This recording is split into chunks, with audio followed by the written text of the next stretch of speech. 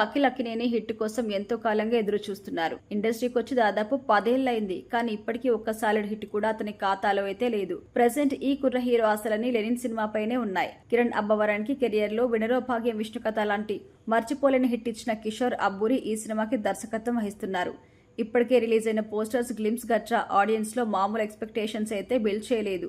అసలు అక్కినేని అఖిల్ సినిమా గ్లిమ్సేనా మనం చూస్తుంది అన్న రేంజ్ లో అయితే ఉన్నాయి. అక్కినేని ఫ్యాన్స్ 2 ఏళ్ల నిరీక్షణకి అసలు సిసలైన బొమ్మ పడుతుంది అనిపించింది. మరీ ముఖ్యంగా అఖిల్ చెప్పిన డైలాగ్స్ మామూలుగా లేవు.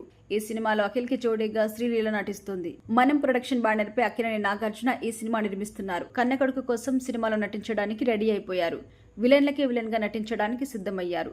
తన చిన్న కొడుకు అఖిల్ అక్కినేని కొత్త సినిమాలో విలన్ గా నటించడానికి రెడీ అయిపోయారు.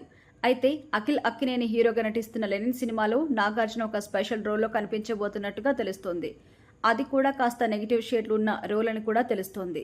అయితే కొందరు మాత్రం ఇది కేవలం రూమర్ మాత్రమే అంటున్నారు. మరి ఇందులో నిజమెంతుందో తెలియాలంటే మేకర్స్ నుంచి అఫీషియల్ అప్డేట్ వచ్చే వరకు ఎదురు చూడాల్సిందే.